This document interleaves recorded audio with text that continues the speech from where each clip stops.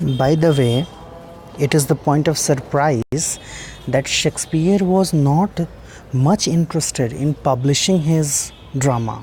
Obviously, when we talk of drama, drama is a genre that is written to be performed. So, Shakespeare was well known to that. In fact, when we talk of his folio edition, there were two folio editions of his plays, means edition of his collected plays. One was in 1623, that was the first edition, and the second one was, just reverse that 23, it becomes 32. So the second edition was in 1632. First folio, that is first collected edition of his plays, it was edited by Haminge and Condell, Heminge, Haminge, and Condell, Condell. Now let's talk of his playing company, means the company to which he was connected.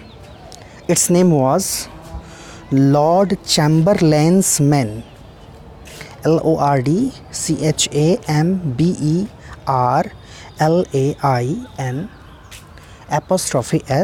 Men, Lord Chamberlain's Men. It was the name of playing company to which Shakespeare belonged. They used to perform at the Globe Theatre. So Globe Theatre was the theatre to which Shakespeare was connected as an actor and later as a writer. And their company name was changed to King's Men in 1603. So initially it was known as Lord Chamberlain's Men. Later it was renamed as King's Men in 1603 when King James took the throne, and from when Jacobean age starts after the death of Queen Elizabeth. Globe Theatre is very famous theatre that is concerned with the Shakespeare, and it was burnt later. That is also the thing of concern that one should know. Now let's talk of the traditions, the dramatic traditions, those were prevailing in the time of Shakespeare, and as we talked, how he was very much concerned about the traditions, means he was well known to all of them and he utilized it very much, and that is why some people of his age complained against him. We'll see that later. Now let's talk of the traditions, those were there and those can be very easily found out in his different plays. The first one, that is A, chronicle play on English history, means there was a tradition of writing English history as well in that time, and the illustration of which we can very easily see in Shakespeare 3 plays, that is called trilogy as well, trilogy on King Henry VI, 3 Henry VI plays. They were set during the lifetime of King Henry VI of England. So 3 plays were there. The name of the play is Henry VI, Henry VI Part 1, Henry VI Part 2, Henry VI Part 3. So Part 1 deals with loss of England's French territories, means at the time, in the time of Henry VI, in the chronicle history of England, it was so that England ruled some of the territories of France, but the time came when England had to lose it. So some French territories were lost and that's depiction we find in Henry VI part 1. And not only this, we find the political machinations leading up to the Wars of the Roses. That is also there in part 1. So, what is Wars of the Roses? This is very famous phrase in the political history of England. Why is it called Wars of the Roses? So, and it used to be a kind of civil war. You understand civil war? Civil war is the war that is fought within a country. Means that is not fought in between two countries. In fact, it is fought within the same country. The history of civil war is also very long in America as well. So, Wars of the Roses is the series of English civil wars. So, obviously when we talk of war, there should be some reason behind it. So the reason behind this was control of the throne of England. Everybody wants power. Everybody wants to seek power. Everybody wanted to take throne. So it was fought between two houses.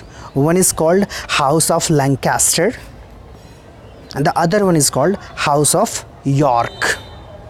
So the symbol of House of Lancaster was red rose and the symbol of House of York was white rose.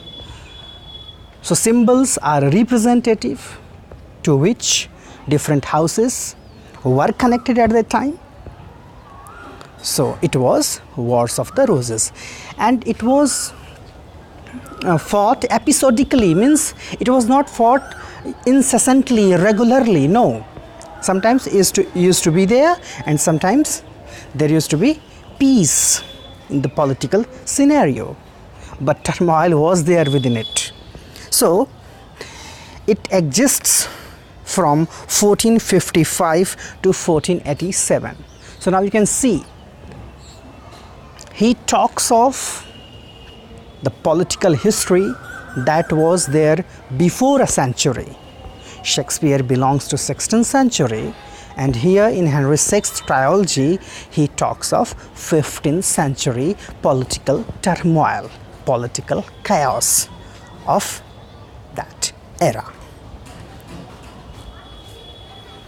Now come to Henry VI part 2. It shows king's inability to quell the bickering of his nobles. What is quell? Quell means to stop or to control.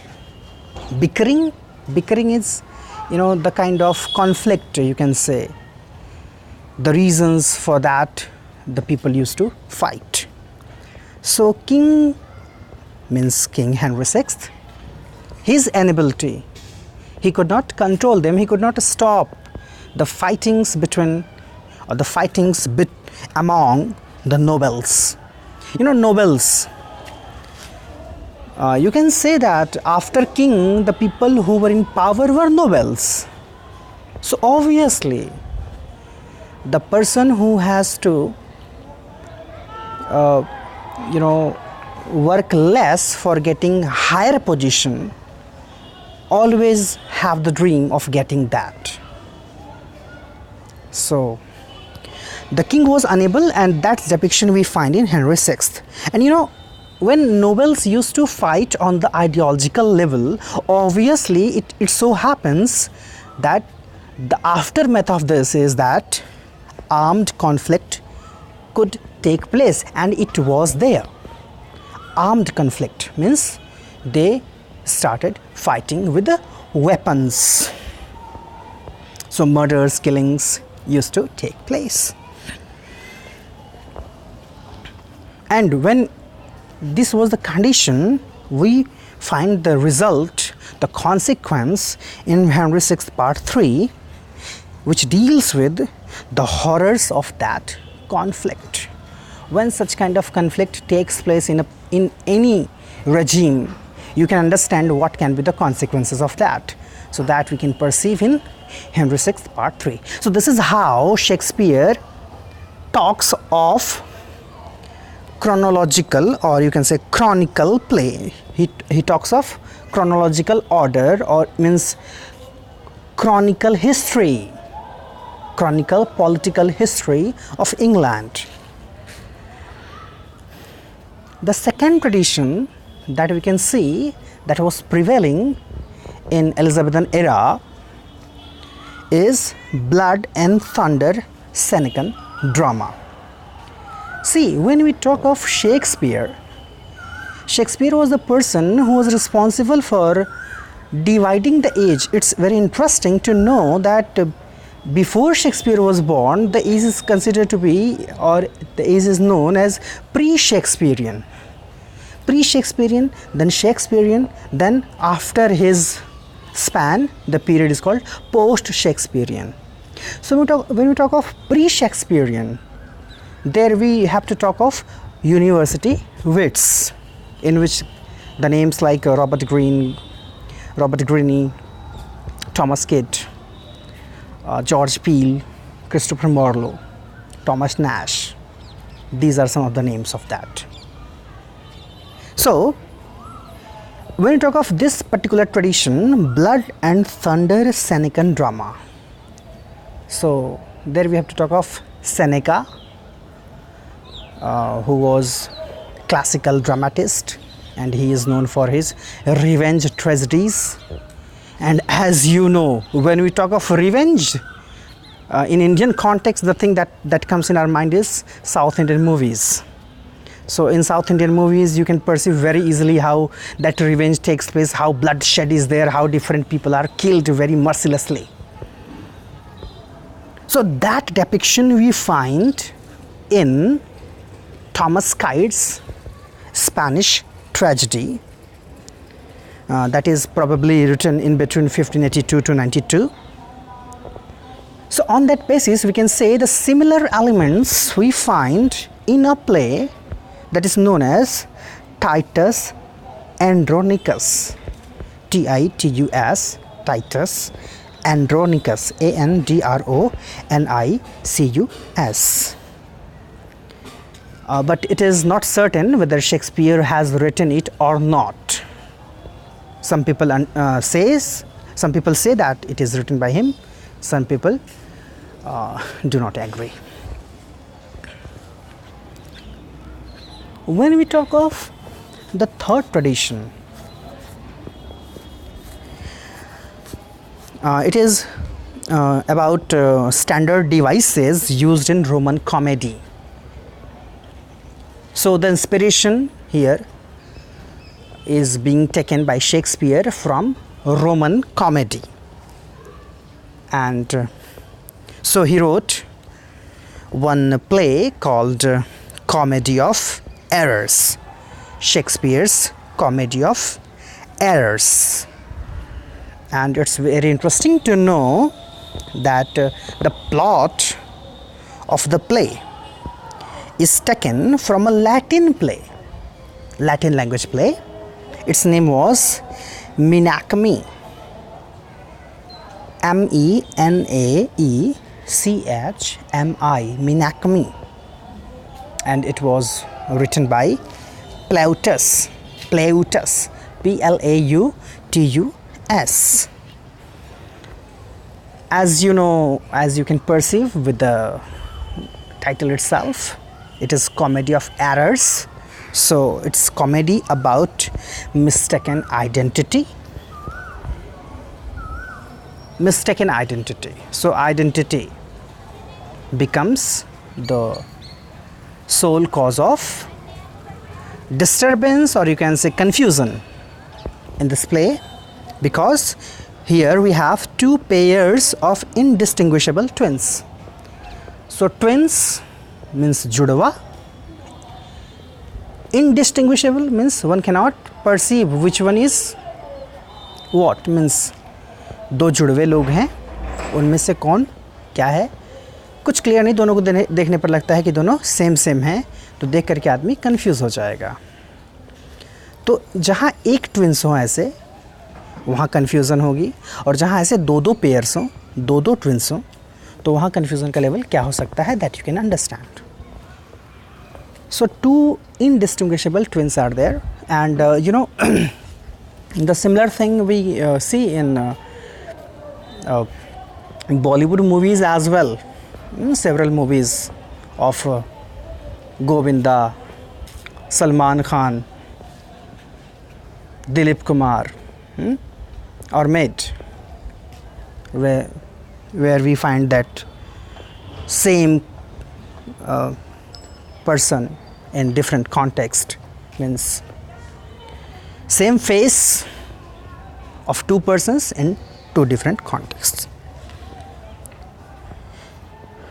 Number D, the tradition that we find building a tragedy around a central villain. Central villain means that can be the protagonist.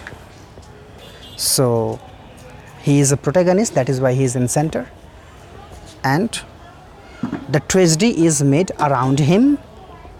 This was the tradition or the practice that was done by Christopher Marlowe very well, one of the most famous university wits.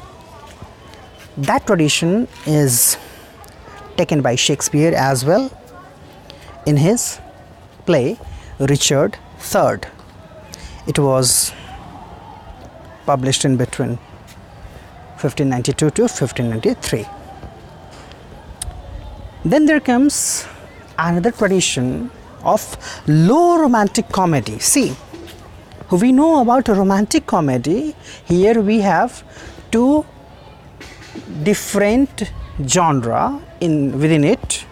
One is low romantic comedy, the other one is high romantic comedy. So in low romantic comedy, we have a play of Shakespeare called The Taming of the Shrew.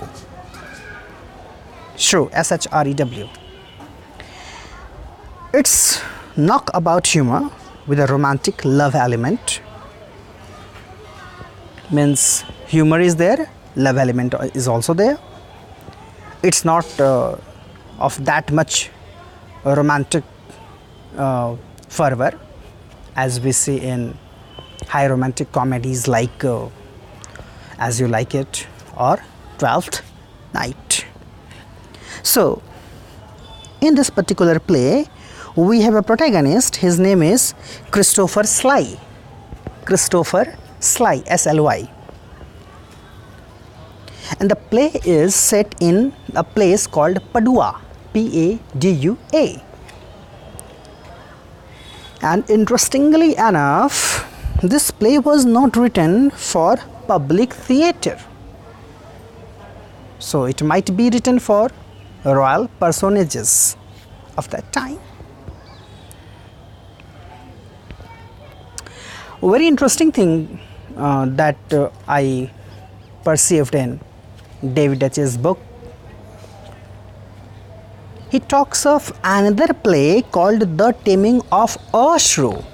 Shakespeare wrote The Taming of the Shrew, and another we have that is known as The Taming of a Shrew.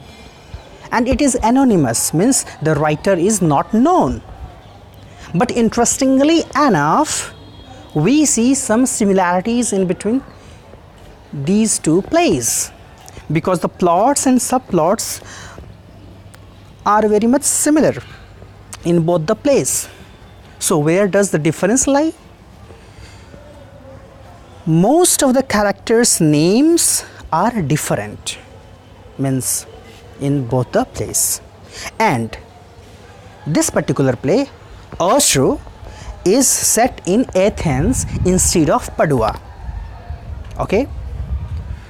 Some people say, even David Daiches also accepts that it might be possible that it was written by Shakespeare for bad quarto, Q-U-A-R-T-O. Bad quarto means, whenever a writer or a dramatist, a playwright has to write some drama, or even a poet has to compose some lines of poetry, it is not always the condition that one can be successful in one attempt. So one tries it in several attempts, and in that one has to have some improvement. So one has to change the names of the characters. So it might be possible that this particular play, The Taming of a Shrew, was also written by Shakespeare for bad quarto, means initial edition, you can say. Then, as I talked of another genre, that is high romantic comedy, and in that comes the plays like Twelfth Night. Twelfth Night, a very beautiful play. There also we have mistaken identity, something like Comedy of Errors. We have Viola and Sebastian, twins, brother and sister there. How they